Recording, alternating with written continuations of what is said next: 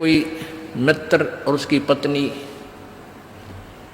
आ जाते हैं मिलने के लिए, तो हम क्या करते हैं, मित्र को भी पूरा रिस्पेक्ट देते हैं। आओ आओ भाई साहब यहाँ बैठो।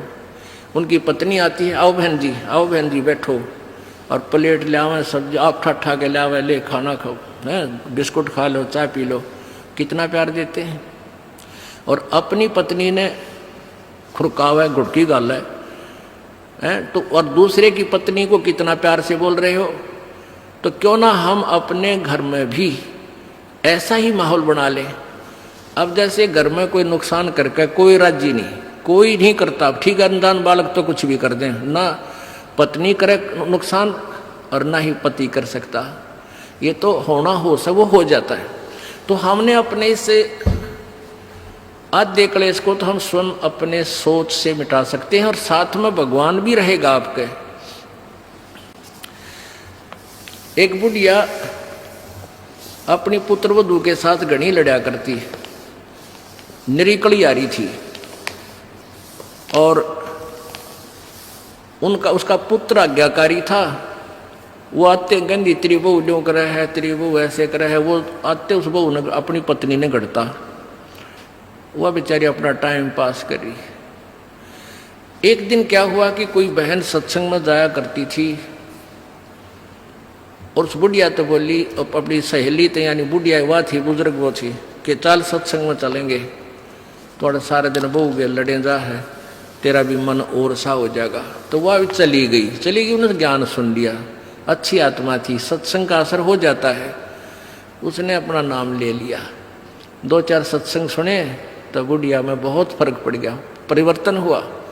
एक दिन वो पुत्रवधू उसकी दूध काट के भैंस का 5-6 किलो दूध, और ऐसे ऊपर कड़ियों में एक कड़ा लटे, और ऐसे ऊपर कड़ियों में एक कड़ा, उसमें बाल्टी टांग दिया करते बिल्ली कुत्ते से बचाव के लिए दूध की। तो उसने वो प्रतिदिन टांगती थी, ऐसे ऊंचे हाथ करके नो टांगना होता था। तो वह दूध काट के ले आई पुत्रवधू, और उधर से वो उसका ध्यान दूसरी साइड हो गया, और वो नो करके एक बार तो नो कर लिया, अभ्यास सा था उसका बड़ा है, नो करके नो किया, वो उल्टी साइड तो लग गया, और वो टंग्या को नहीं, उसने सोचा टंग्या छोड़ दिया, वो छोड़ते बाल्टी नीचे गिर गई, सारे फर्श पे दूध फैल गया। अब वह पुत्रवधू उस एटम बम का नहीं देखा बुढ़िया की तरफ, अगिया बेरानी के सुनावेगी।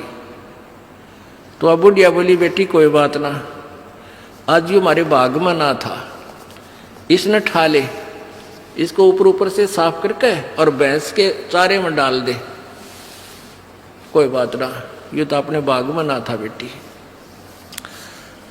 अब पुत्रवधू सुन होगी कि आज इस तोब में तो गोले ना लिख ले, यद बहुत मीठी बाणी बोली, ये कौन सा स्टेशन पकड़ गई बुढ़ी आज या। तो उसने आके अपनी सास के चरणों में शीश रख दिया, और कहने लगी, माता जी मेरे से भूल से होगी, मैंने जान के नहीं। अब बेटी मुझे पता है, ये तो होना था, दूध तो जाए लिया, ये लड़ाई शेष थी, ना दूध आवे बेटी, चाहे मैं लड़ लूँ चाहे ना लड़ लूँ।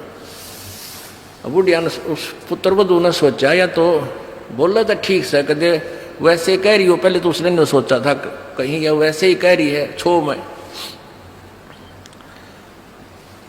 और फिर उसने नहीं सोचा भी पक्का मेरा बुढ़िया का जो पटेगा, इसका बेटा आवेगा श्याम ने।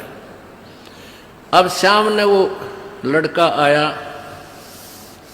बुढ़िया ने कोई जिक्र नहीं कराया, कत्ती भी क्या का भी, वो खाना खा के अपने जाके पड़ के सो गया, कोई जिक्र नहीं कराया। तो बहू का भी असर हो गया, उस बेटी का भी, अपनी माँ के खूब सेवा करे हैं, खूब लत्ते धोए। यानी पहले तो वो अकड़ी रही थी दोनों, दो बुढ़िया सुनावे, बहू ना बोला तो वो काली जरूर मारने थी, पोंगी तेरे पूड़े। तो ऐसे जो आधा दुखता हम आप पैदा कर ले, कोई भी हानि होनी से वह होगी, वह तो होने तरह ही वापस ना कोई करके राजी वैसे हो जाती है। तो फिर उस बात ने बतंगड़ बना लेंगे, यू काल बनवाता है। अभी 1-2 महीने पहले एक माई आई, वह कहने लगी जी मारी टूम लिकड़ गई, यानी गहने आभूषण रखे थे एक डब्बे में बंद और ताला लाग रहा, टूम ना पाई। मैं बोला बहन बात सुन ले, आप किसी का नाम मत लेना घर में, किसी पर शक ना करिए, जब तो वचन पर डटेगी ये टूम कितना नहीं जा अपने आप आ जाए तेरी। ने बोले जी आपकी आज्ञा का पालन करूंगा। बेटिया तो खाम का, मैंने इस दृष्टिकोण से कहा था इस दास ने कि वो जात ली, वो तो जो चोरी होनी थी होली, अब यो एक दूसरे पर शक करके दुश्मन और बन जाएंगी, एक कड़ा और काल शुरू करवा देगा। लेकिन उस बेबे ने इस दास के वचन का पालन किया। ने बोले जी कत्ती जक्र नहीं किया, और उस पुत्रवधु से भी कह दिया बेटी कोई बात ना, महाराज जी का आदेश है किसी पर शक नहीं करना है, ना किसी का नाम लेना, मारी होंगी तो आ जाएंगे। अब 2 महीने पहले 3 महीने पहले की बात थी। अब चौथा दिन 5वां दिन उस दिन आई वह पुत्रवधु और वह पत्नी वह बहन। न्यो बोली जी वह न्यो की न्यो पागी टूम 2 तालियां के भीतर, और इस बउआ का हाथ लगी, या भाजी आई कि माँ देख टूम न्यो की न्यो दरी इसमें, और वो डब्बा न्यो का न्यो उन तालियां के भीतर है। कल बताओ रो में चौथा 5वां दिन आकर। तो पुण्यात्माओं इस युग काल चाव है कि इनके रोज जूत बाजे, किसी भी कारण से पिता पुत्र की, भाई बहन की, और आपस में पति पत्नी की, सास बहू की, इन्होंने तो फिर आपस में फिर समाज की। इसने ये चाहता है कि भक्ति तो दूर हो जाए, भगवान का नहीं सोचा, नहीं अपने ही खड्डे में आप पड़े रहे। और परमात्मा चाहता है ये बच्चे आपसी राग द्वेष छोड़कर मेरी तरफ ज्यादा ध्यान दे, तब कल्याण होगा। अब क्या बताते हैं, पति मिलन की यानी सतलोक के मालिक कबीर परमात्मा के पाने की आपको विधि बताते हैं। सुन आत्मा चितला के, और सतपुरुष से कर ले सगाई गुरु बिचौला बना के। आप जी की सगाई करवा दी इस दास ने सत्य पुरुष से सभी की, और सगाई होगी तो ब्याह भी होगा, और ब्याह होगा तो पति के घर भी जावांगे। और जिनका कितने सगाई ना कुछ सलसलाए नहीं है, वो तो कंवारी हैं, तो वो जाएंगी, क्योंकि वो तो यहीं रह जाएंगी, अभी यहीं रहेंगी। हाँ, लेकिन सभी को चाहिए कि अपना इस तरह प्रोसीजर अपनावें, यानी गुरु की शरण में आवें, परमात्मा से संबंध जोड़े, नाता जोड़े।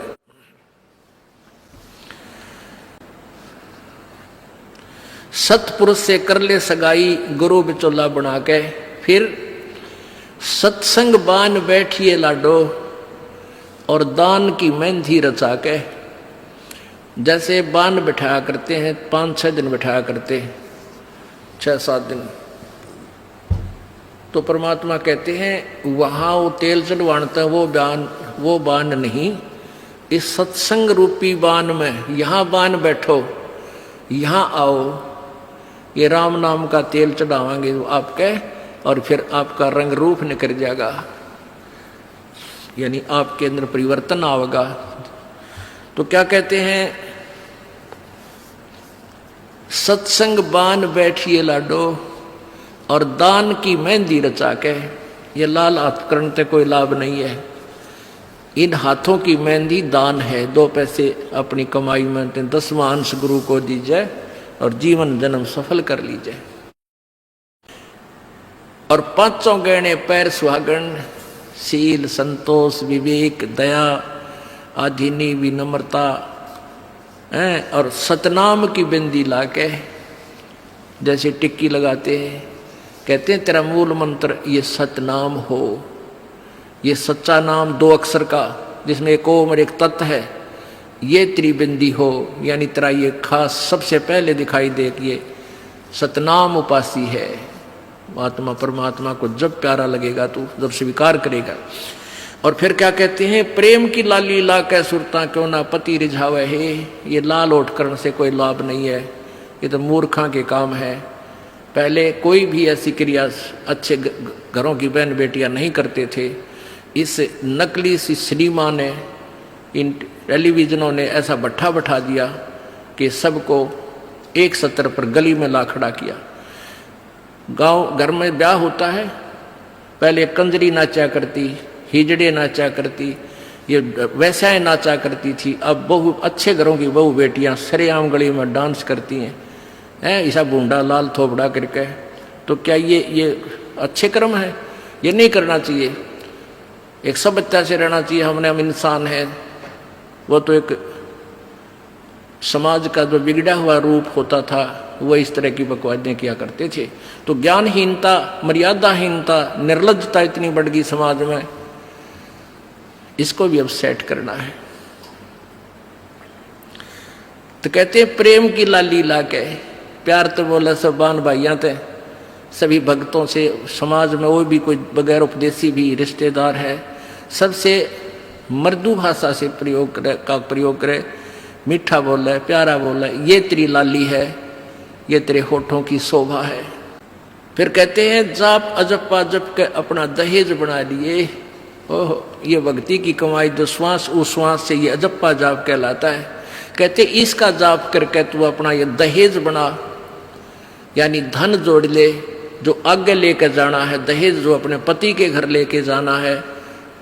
पहले कुरीति थी कि जो लड़की घना धन लेकर आती थी दहेज का, उसका आदर पूरा परिवार करता था। ऐसे हमारे हम भ्रमित थे, अज्ञानता थी। तो उसी दृष्टिकोण से ये कहा गया है कि जैसे अच्छा ज्यादा दहेज लाने वाली बहु पुत्र वधू अपने ससुराल में आदर सत्कार पाती है, ऐसे ही तू डट के भजन कर, घना दहेज बना ले सत्य अजप्पा जाप का।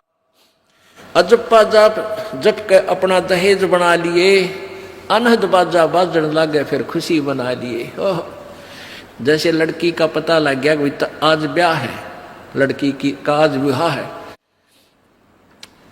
अब कई बच्चे बकाया करें, न्यों कहेंगे ए तेरी बरात आ गई, और फिर न्यों कहें कोई ना आई क्यों ना जीवरी है, यानी उसने खजाया करते हैं।